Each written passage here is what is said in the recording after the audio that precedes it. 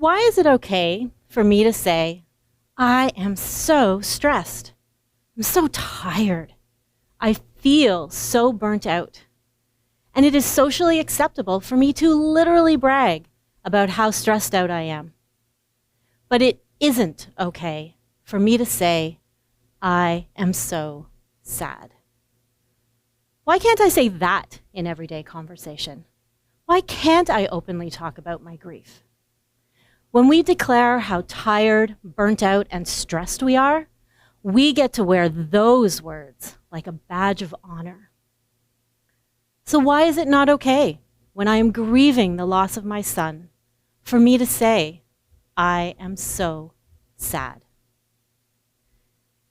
In November 2008, after 6 years of heartache trying to conceive a child, I lost my son Isaac when he was only 3 days old.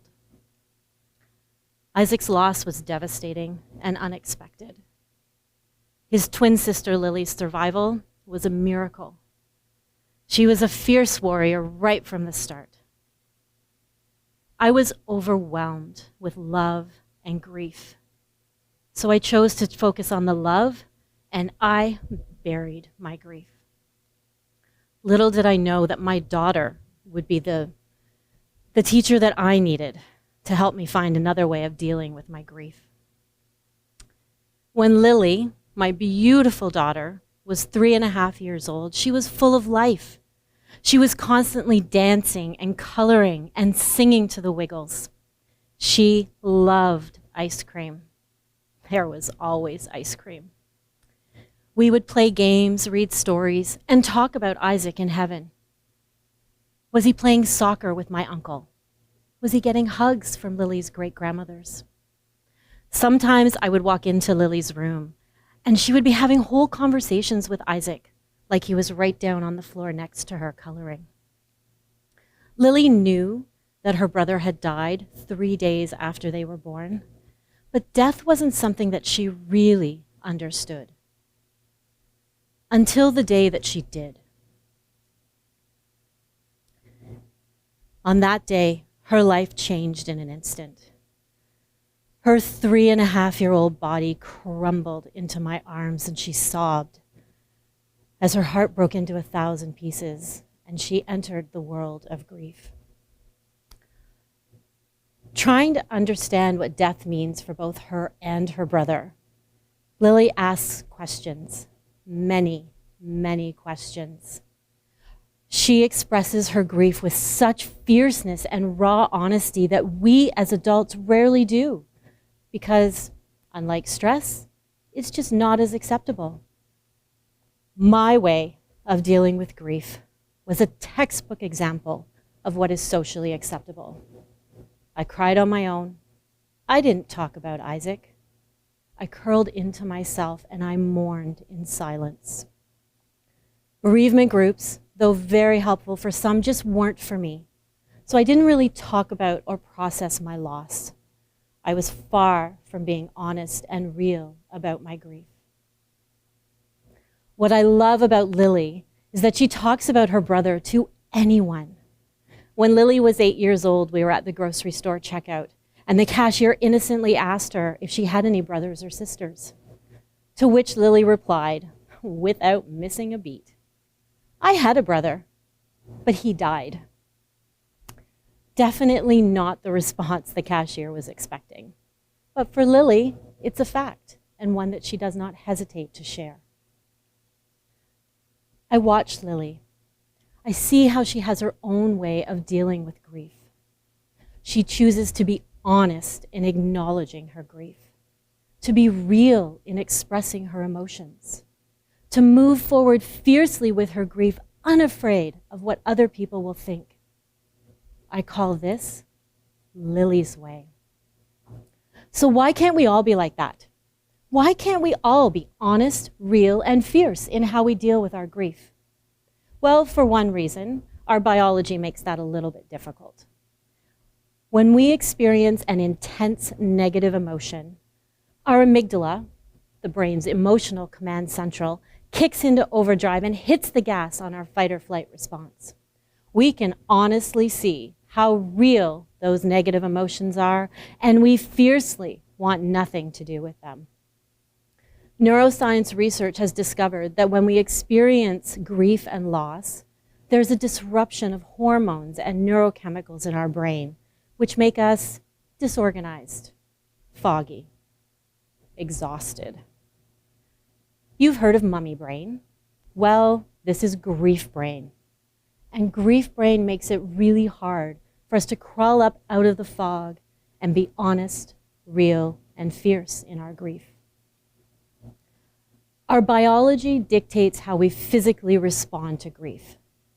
Our culture dictates how we express it. Unlike some cultures that celebrate death, like Latin America's the Day of the Dead, our culture tends to view the outward expression of grief past a certain amount of time as a sign of weakness, something that we just need to get over so we can stop making everyone around us uncomfortable. What I've seen with Lily is that she hasn't had to get over grief. She has grown with grief and is full of compassion and empathy towards others. Brené Brown, a leading researcher on vulnerability, suggests that being vulnerable with our emotions is an act of courage, not of weakness. Well, I can tell you, on the day that I broke down at an international conference, sitting in the middle of a row with no chance of escape, surrounded by 10,000 of my closest friends, I didn't feel very courageous. I have no idea what set me off. One moment I was listening intently to the speaker, and the next I was sobbing. Loud, messy, snot running out of my nose, uncontrollable sobbing. Have you ever had that happen to you? Talk about vulnerability. My poor colleagues didn't know what to do with me, and I felt very alone and very embarrassed. In that moment, I longed for them to support me, tell me how brave I was. I needed them to make it okay for me to say, I am so sad. If that were you, wouldn't you want someone to help you feel less alone, less embarrassed? Imagine how much healthier you would be, mentally and physically, if someone gave you the same badge of honor for expressing your grief as they do for expressing your stress. Last year, Lily's best friend Wyatt died after a long battle with brain cancer. She was 2 when they met and 11 when they had to say goodbye. On the Monday following Wyatt's death, Lily came home from school and said, "Mom, I wrote my speech." And I said, "For what?" And she said, "To say at Wyatt's funeral." To her, it was a given that she would speak. And she did. To 2 rooms full of people, tears streaming down her face, my fierce warrior spoke from her heart and paid tribute to her friend. Lily deserved a badge of honor that day. Grief, it doesn't have a timeline, but it does have a before and an after.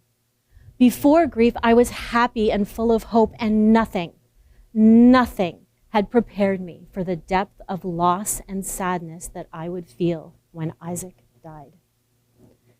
There was a wound to my heart that was so deep, I never thought it would heal. Have you ever felt that? Grief has become a part of who I am, and I can't ever go back to who I was before grief. I can't ever not know what it is like to lose a child. After grief didn't mean that I stopped feeling sad.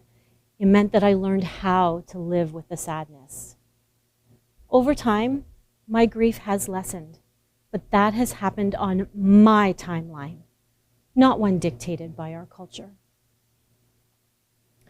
Watching Lily grow with her grief and deal with it her way, Lily's way, showed me an alternative to consider. I could be more open with my grief, talk about Isaac, choose to be a warrior. And you know what? When I stepped out of my own fear of expressing my grief, I felt free. More free than I had in a very long time. Not free from Isaac's memory, free from the weight of grief, free from the loneliness, free from pretending to be all right. And you know what was even more surprising? The more that I started opening up to those around me, the more that I started making it okay for me to talk about my grief, the more I made it okay for them to start expressing their sadness over his loss and to share in my grief. And I no longer felt alone. Lily showed me how to move past the shackles of grief and come back to life. Learning to adapt to grief, to find a way to cope as we move forward, is a challenging journey that takes courage. If you are not already on this journey, it is one that you will travel one day. What makes it lighter, more bearable, is to have someone like Lily show you the way. And then you too can be honest, real, and fierce in grief and in life. Thank you.